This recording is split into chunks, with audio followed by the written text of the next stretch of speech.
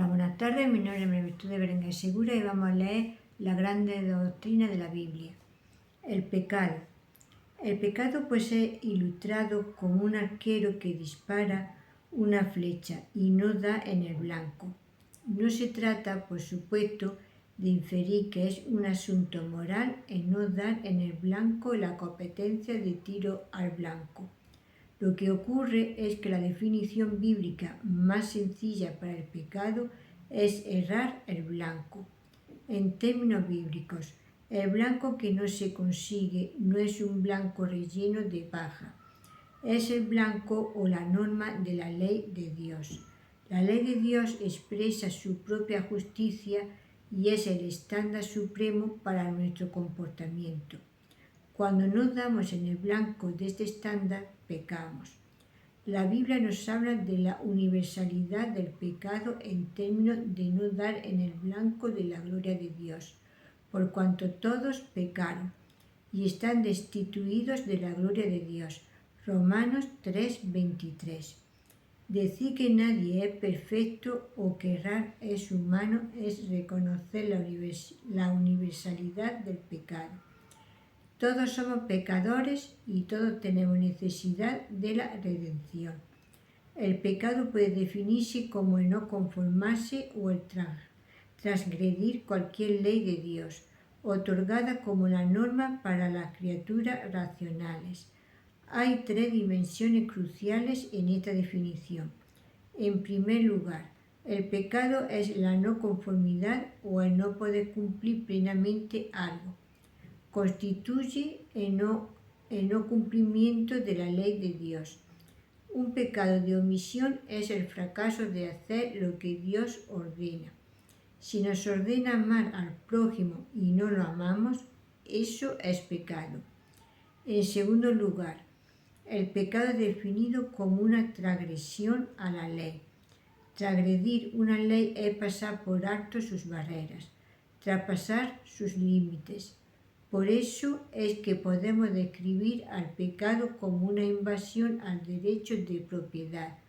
Caminamos por donde no se nos permite caminar. En este caso hablamos de pecados por comisión, cuando cometemos acciones prohibidas por Dios.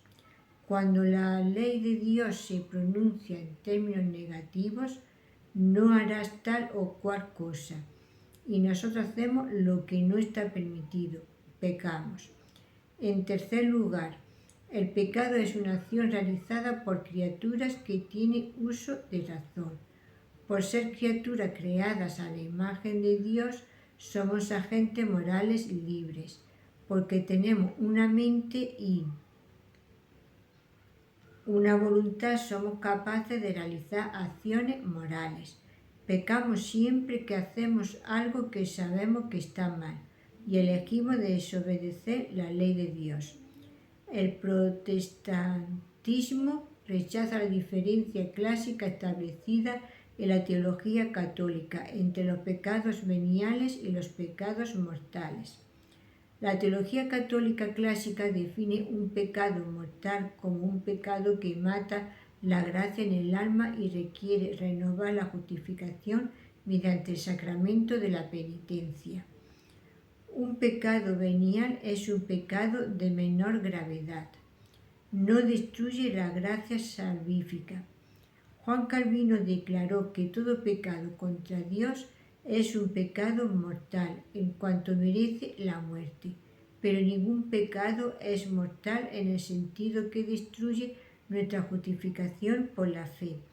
El protestantismo afirma que cualquier pecado es grave. Hasta el pecado más pequeño es un acto de rebeldía contra Dios. Todos los pecados constituyen un acto de traición cósmica, un intento fútil por destronar a Dios en su autoridad soberana. Sin embargo, la Biblia considera algunos pecados más atroces que otros. Hay grados de maldad del mismo modo que habrá grado de castigo en el tribunal de la justicia de Dios.